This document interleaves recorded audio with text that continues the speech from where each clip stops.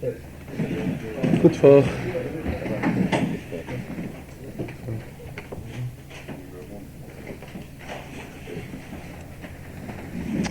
It's rather a shorter Farbrengen today. Yeah. By 3:30 Mincha begun. Let us review a little bit of the Sichas. The Rebbe began the Farbrengen that it is the Shabbos of Rosh Chodesh Shvat. Shabbos, and together with it it's Rosh Chodesh of the month of Shvat. And if we had to look for something which has a shaykhs to us, there's an expression in Chazal, Odom Korev Eitzel Atzmoi. A person is related to his own self. And based on that, what's negated to us regarding Shvat, is the fact that during the month of Shvat, we have Yud Shvat, 10 days in the month of Shvat, which that is the day of the Yotzeit of the previous Rebbe. Regarding the Yotzeit of a Tzaddik, the Alter Rebbe writes in Igeras HaKodesh that is the day that Kol Avoidosoi, all the Avodah and effort that the person has put in during his entire life, has its elevation and comes to completeness on the day of Yotzeit. And the Alter Rebbe uses the expression, it's Poyel Yeshuais Bekerev HaOretz, that it accomplishes a Yeshua. Yeshua means an assistance, a help. And this help is felt Bekerev HaOretz, amidst here in Gashmias, in earth, on this earth, and this world, in this Gashmiastic world, it's felt the Yeshua, the assistance, which comes from the Tzaddik on his day of Yotzeit. And the Rebbe stresses every word of the Alter Rebbe is accurate. And when Alter Rebbe uses the expression Yeshuos, could have used another expression. Hatzala also means help. Nonetheless, the Alter Rebbe has chosen to use the word Yeshuos, which means help. And Yeshuos, this corresponds to a Kabbalah expression of Shin Ayin Hein Nahoirin, 375 rivers. And anyways, in Chassidus and Kabbalah it's explained that this is a revelation which has to do with Kesser, and which is the highest of all spheres, or above all spheres. In other words, that on this day of Yotzeit, the revelation which is accomplished, the Yeshua which is accomplished, is a Yeshua which is very, very deep and has a very, very deep origin. And where is all this affected? Bekerev ha'aretz. Underline Bekerev, amidst Aretz, in Aretz Halazu HaGashmi, in this Gashmiistic world. Here we have such a tremendous and unusual revelation, which just comes on a day of Yotzeit.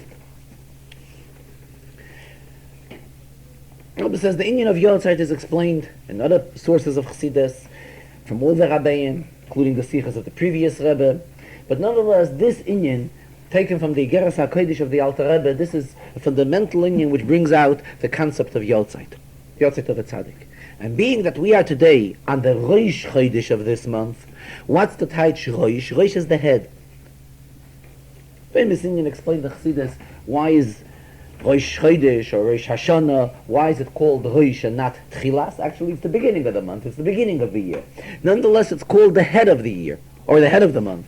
And Chassidus explains, because just like a head contains all the Eivarim and rules over all the Eivarim, all parts of the body, the same thing, the Rosh Chodesh really contains within it, and includes within it the entire month.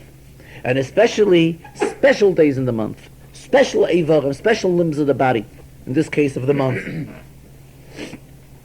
So that's why it's the most opportune time today to remind about preparing ourselves for Yud Shvat, and especially that the Rosh Chodesh is coming out on a Shabbos, as it was today. A Shabbos, we do everything with Simcha, as we know Chazal tell us on the pasuk of V'yom Simchaschem. V'yom Simchaschem v'mayadechem. So there's a Sifri that explains what does it mean, days of Simcha. Days of Simcha means Shabbos, and especially this year, when we are in a year which is a complete year, a leap year, Shana Shlema and a Shana Tmima, and it's the year of Tashmeit Yodecha, Tashmeit Tavshim Memtes.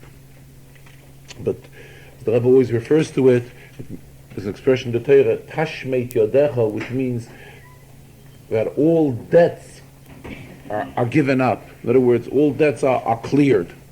Same thing in spiritual sense. The Rebbe keeps on stressing that this is the year, that let it be a year of Tashmeit Yodecha, that the Rebbe should forgive and erase and wipe out all the debts which we owe. Now we're going a step further. A step further is the Sedra which we are in. Today's Sedra is Pashas Va'era. If we look into what the Rebbe refers to as the Chasidische Parsha, the Chasidische Sedra, that is the Mamorim of the Alter Rebbe in Torah, where the Alter Rebbe explains the entire union of Va'era. There the Alter Rebbe explains that Va'era, I have revealed myself. The Rebbe is saying, Moshe, I have revealed myself to whom? Ela Ovis, to the Ovis, to Avraham, Yitzchak, and Yaakov. So the Alter Rebbe brings out that this expression of Va'era in Hebrew, Lashon HaKodesh, is an expression which could be used in past, present, and future. So Mamela, regarding past, we understand. We understand because the fact that the Rebbe has revealed himself to the Avos, and they are called our Avos, our ancestors, our fathers. Explained the Chassidus, I've mentioned it a few times lately also, that why are Taka they called our Avos? Because each and every one has inherited something to us. Every Yid has certain inyanim which we have from the Avos. We do not have it from the Shvatim. The Shvatim, every Shevet has a Shaykh. For example, if somebody is a member of Shevet Shimon, he has no Shaykhs to Reuven, or vice versa.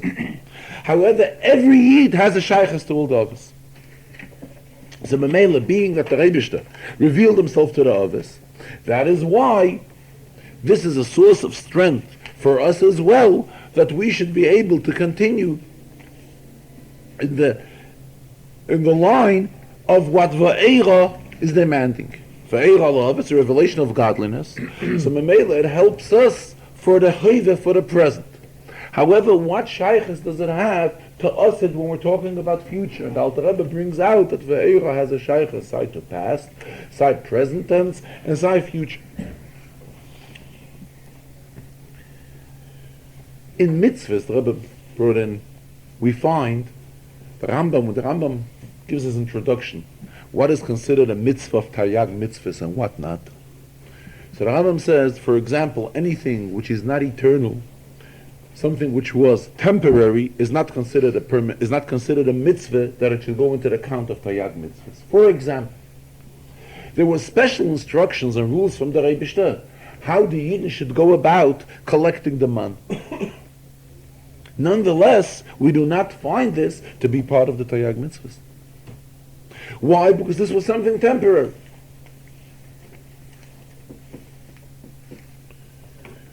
So we see that, the Rebbe is just bringing it in as an example, there are temporary inyanim,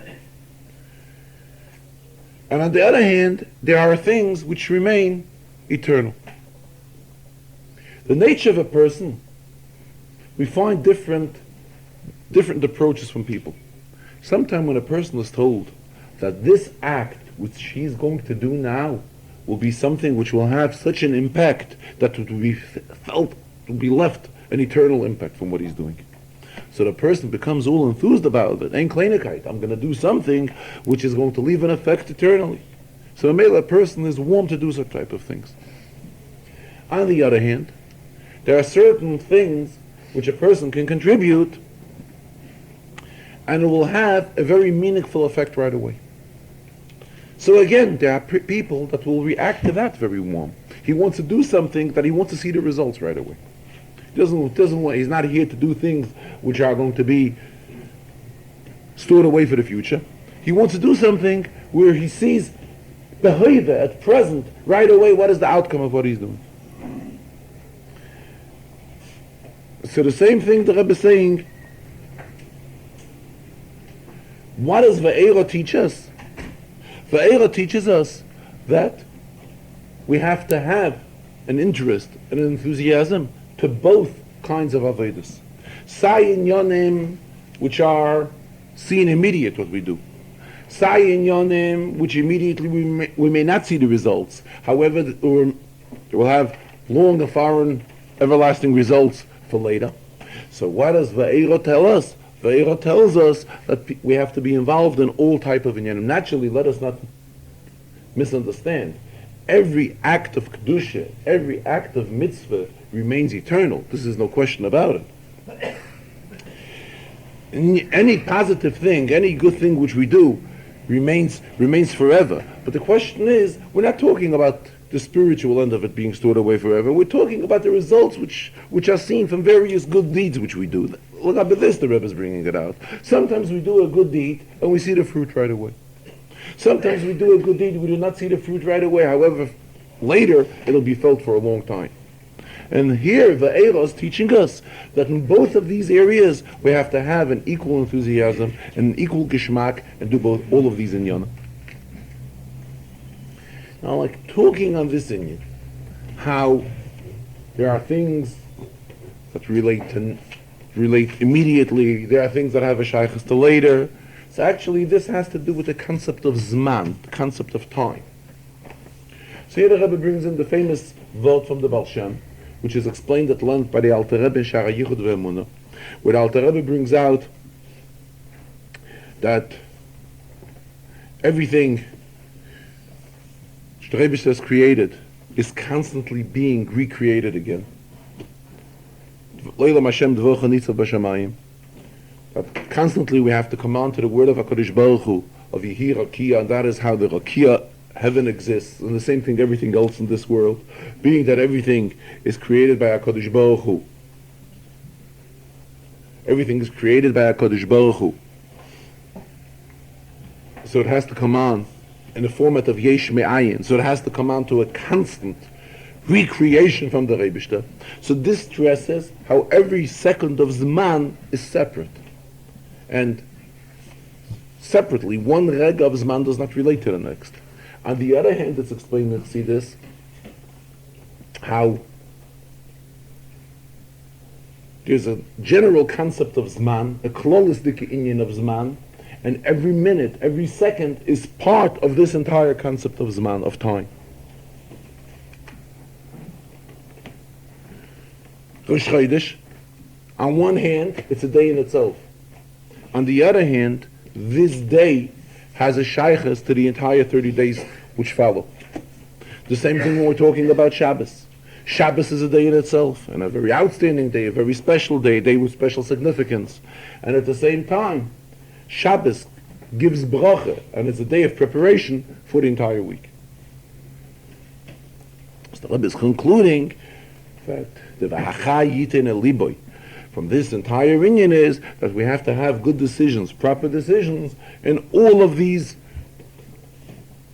inyanim, in both ifanim, sai inyanim that relate to immediate, where we see immediate fruit, where we see immediate results, and sai inyanim which have a shaykhus to this man that will come, to this man that will follow.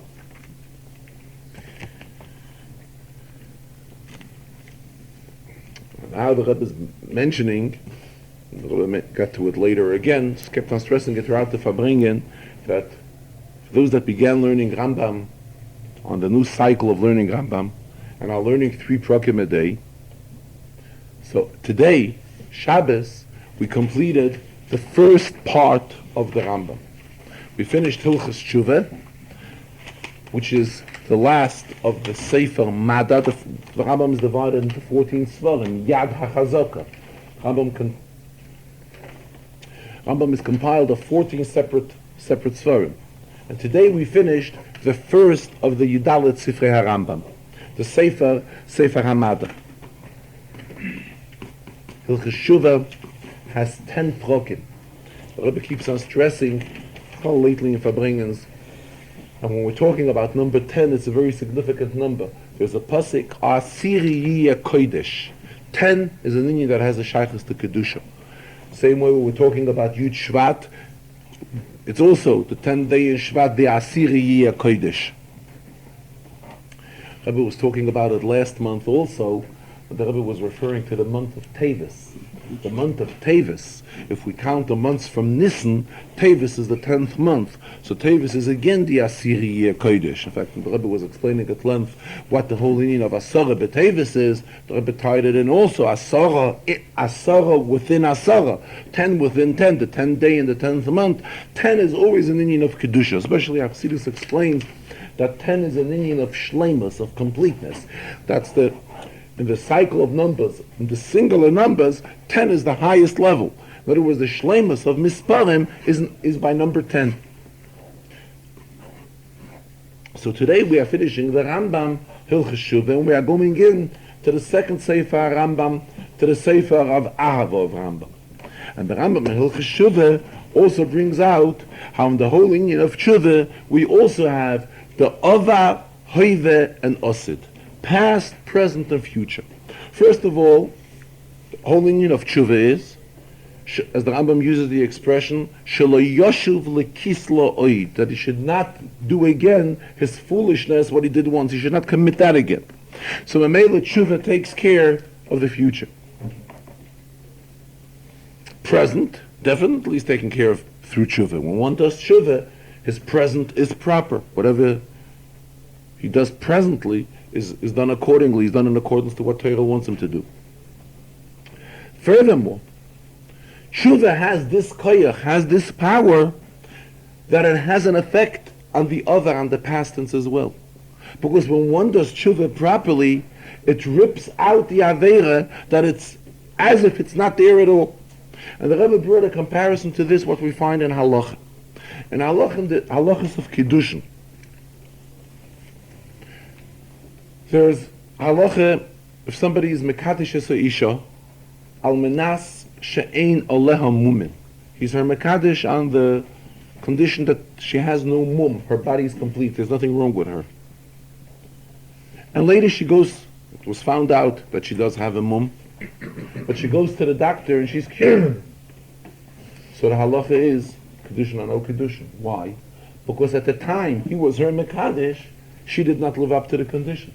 There was a condition in this kiddushin. The kiddushin were contingent on the fact that ein bo mumin, that she should not have any mum. She did have a mum. She cured it later, that doesn't mean anything.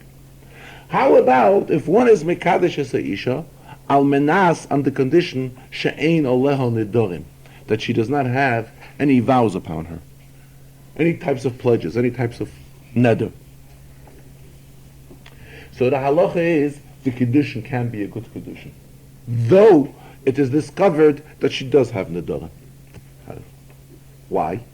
Because if one has a neder upon himself, he or she can go to a chacham, and what the chacham has the power not only to be matir the neder, to permit the neder, that whatever she has accepted upon herself will be permissive from here and after, but more than that, he is oiker the neder lemafreya. In other words, chacham has a power to abolish the entire neder, to do away with it as it is no longer in existence. Same thing when we're talking about shuvah. We're talking shuvah in this way compared to the chacham that is oiker the neder lemafreya. Truth is, the Gemara discusses also this in if one is mekadesh es isha al menas, that she's a tzaddik gomer, that she has no sins upon herself, and later it was found that she did sin. So here the Gemara uses the approach shema hira tshuva, she did tshuva. So really we also see the same idea, but the Rebbe is bringing it out yet stronger, how we find it illustrated by the Indian of Nedorim, how we see very obviously how the Chacham is oiker the neder lemafreya. So the same thing when we're talking about tshuva. Tshuva is so powerful that it has an effect not only on the present and the future, but tshuva has an effect on the past as well.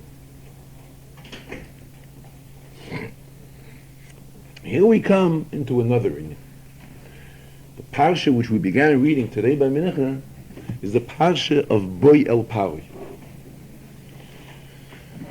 So, in Zohar it's explained that really the Indian of Paroi, we understand Paroi as it is, as he was the Melech Mitzrayim, as he was in Klippa. However, This klipa originated in a very high source in Kedusha.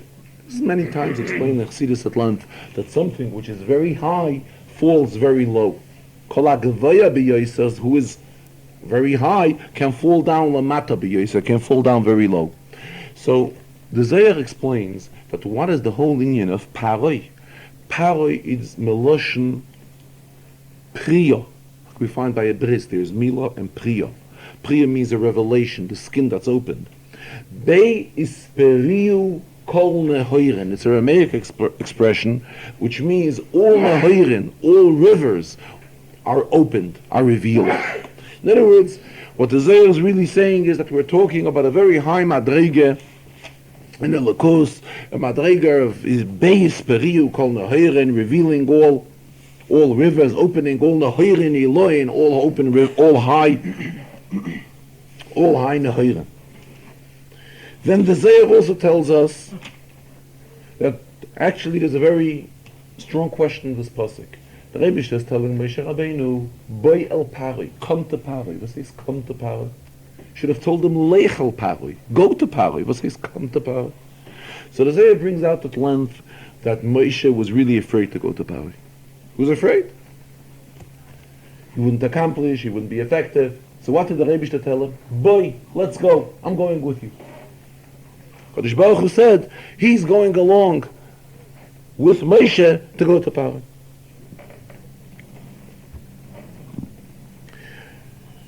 There's another Indian what the Zohar explains on the Indian of Paroi, which the Rebbe brings, that Paroi is Meloshen Porua. Porua would mean wild. Yelet Pere means a wild kid, wild child. In other words, what the Zohar is saying that the original source of Paroi is from such a high source of lichtigkeit where there are no sedarim, there are no, it's higher than seder, higher than regular type of lichtigkeit, above seder of lichtigkeit. Why does all this have a shaykhs to us? Here the Rebbe related it, spoke along these lines, how the Rebbe always refers everything back to the Friedeke Rebbe. Friedeke Rebbe in the Siddur Reinu. The terms which the Rebbe uses, the Rebbe says that Friedeke Rebbe is no longer with us, and this is V'haraya, this is how we put it, V'haraya, we go to the Yoel, and this is where we bring Pidyonis to the Yoel. So on one hand, it's Torah Leba Shamayim, Torah is not in Shamayim. But on the other hand, there are certain requests which come from the Rebbe, and those that hear it, or those that think they hear it, or those that hear it from somebody that hears it. And a lot of times, these requests are to the extent of inyanim that may involve sakonas nefashos. And sakonas nefashos, they're dangerous to the extent that al pi Torah, when you ask a Rav, and when you ask a Rav, what is the status of going into such a shlichus, it will be classified as an inyan of sakon. And nonetheless, b'shas we hear that this is a clear request of Siddur Reinu, it is our inyan to fulfill it. But it was, obviously this has a shaykhs to the boy el paroi, not leich but boy. In other words, we are getting strength from the Siddur Reinu, like coming along together with us, so that we should be able to fulfill this request. It's not an Indian just we are told leich, go and do it, but it's an Indian of boys coming along with us and helping us to fulfill inyanim, which may seem very dangerous and may seem very hard, and with many interferences and obstacles. How can we do such things? But nonetheless, this is the Indian of boy. And here also comes in the Indian of the taich of Paroi, which we just mentioned, Paroi Meloshen Parua, being wild. Let's shot wild.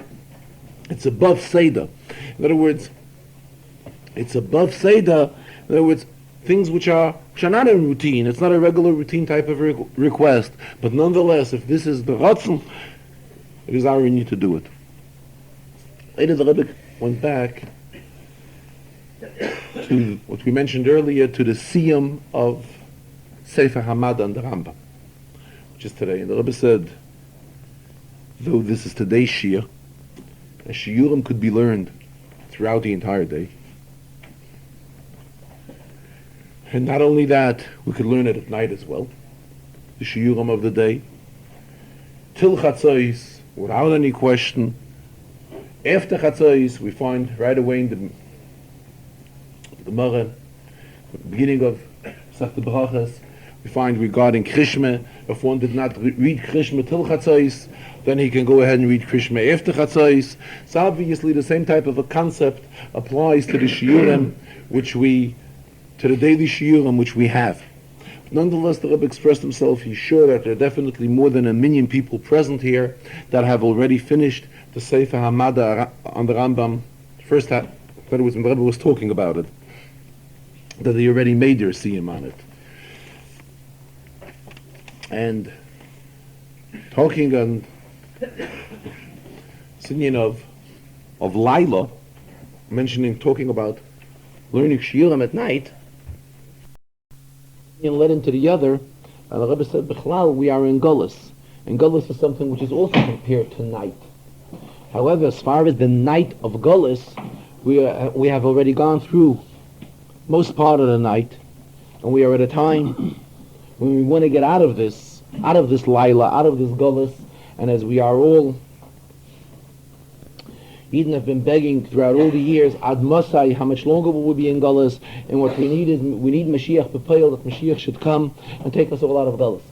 It's the very highest point that it should happen, and Mashiach should come and take us out of this Golus. Rebbe urged very strongly also in the Farbrengen about making Farbrengens, Yud Shvat, utilizing the day of Yud Shvat, as he spoke earlier, what the meaning of a day of Yotzeit is. Rebbe also spoke about an Inyan. He says that there are new Inyanim in Chassidus that are being printed. And these Inyanim are being printed so that we should be able to have access to them, and we should be able to learn these Inyanim in Chassidus. And when a new Inyan comes in Torah, comes into writing, or it comes into print, comes into press, the Rebbe says this is a Gilui, this is a revelation of a new Inyan in Torah. Because until now, we did not have it, and now we have it. So if we think for a moment, what is the meaning that a new Sefer of Chassidus was printed? It's a tremendous revelation. It means that an Inyan in Torah, which until now we had no access to, it's a Gilui of Torah. A new Inyan in Torah is revealed. And now we have access to an Inyan in Torah which we did not have shaychus to. Especially, says the Rebbe, that the human nature is also, when we have something new, nature of a person is that he gets enthusiastic about something new. Something which is old, something which we had already. So it's not so exciting. That's why we also find in Chazal tell us regarding Torah, we have to view Torah as b'chol yoim yu beinecha kechadashim. Don't look at Torah as, Rashi uses the expression of Chumash, as a Yutke Meyeshena, some old type of, an old proclamation, but view it as it's something new. Why? Because this is human nature. The Rebbe says even in the nature of Nefesh HaBahamis, it is that way. And it's understood in the nature of Nefesh HaBahamis that when we get a hold of something new, we are excited and we have enthusiasm about it, and we get involved in it. So the Rebbe urged very strongly that when new Svarim come out, it's extremely advisable that we should make use of them and get involved in learning these new Svarim that come out. The Rebbe concluded the Farbrengen again with Boyel Pari. The Pharisee brings out a tremendous revelation, which the whole lineage of Pari is based, Beriyu Kol Nahiran, which we discussed earlier. And the Rebbe tied it in how every Yid has a shaychus to the entire Torah. And every Yid should aim to get involved in the learning of Torah. Because Torah is really nothing strange to a person. A person already had a shaychus to Torah, as Chazal tell us, when a child is in his mother's womb. Malam de noisei, kol ha-Torah kula. Child is taught at that time the entire Torah. Therefore, it's most appropriate for us to return to Torah. In other words, it's not something new. It's something which we already had a shaychus to. So our aim should be to get involved in the limud Torah. Another meaning which the Rebbe touched in the Farbrengen expression, the Rebbe brought out, there's an Inyan of Tmidim Kesidram Umusafim Ke'il Chasam. an expression really which we say in davening, which means Tamid in Kesidron is things that go smooth, regular, daily, in Yonim. It's constantly repeated, and this is the Derech Avodah. Then we have Musafim Kol Chosam. What's the pshat of Musaf? Musaf means something added on. Just like when it comes Shabbos or Chedesh or Yontif, there's a special kolben that's brought. That's what Tfilas Musaf originated from. We daven Musaf because there was a kolben Musaf brought. What's the taich Musaf? Musaf is Malashon Hoysafa. There's something added on. So the same thing in Avodas Hashem, there's a constant Avodah, there's the Avodah, the day-to-day required Avodah. Then we have the Avodah of Musafim Kol Chasam. Whenever we approach a certain time, a certain date, whether it's the Inyan of Yuchvat, which we are approaching now, or other Inyanim which we approach, then it's required for something additional. And Avodah is required, both Inyanim and Avodah are required. There's a requirement for Tmidim Kisidram, and as well and as equal, there's a requirement of an Avodah of Musafim Kol Chasam, that when there is a need for something extra, Musaf, then that has to be done Kihil Chasam, that has to be done properly. Another Inyan which the Rebbe discussed in the Farbrengen, he discussed how the Inyan of Krishma is something which we say only a few times during the day, say 2 times or 3 times. Obviously means by 2 or 3, probably Krishma Shaches, Krishma Arvis, and then Krishma Shalamita. But at the same time, this Krishma, which is this recited, it's like only 2 or 3 times during the day. However, the impact of Krishma is something which has to be felt throughout the entire Meisleis, throughout the entire 24 hours of the day. The Rebbe compared it, we know there's a concept of a Kolben Tamid. What's the Taich of Kolben Tamid? Kolben Tamid means a continuous, constant kolben. But the truth is, when was this kolben brought? This kolben was brought twice a day in the Beis HaMikdash. It was brought twice, once in the morning and once in the evening. It wasn't that they were always at all hours bringing this kolben. And nonetheless, this kolben is called Kolben Tamid. Why? Because it had an effect on the entire day. This was the kolben which they had to open the kolbanes, and this was the closing kolben of the day, the opening kolben of the day and the closing kolben of the day. Therefore, we see that when something leaves its reishim on the entire day, it's called tamid. So the same the Inyan of Krishma, as we find it by the kolbanes which were brought to the Beis HaMikdash.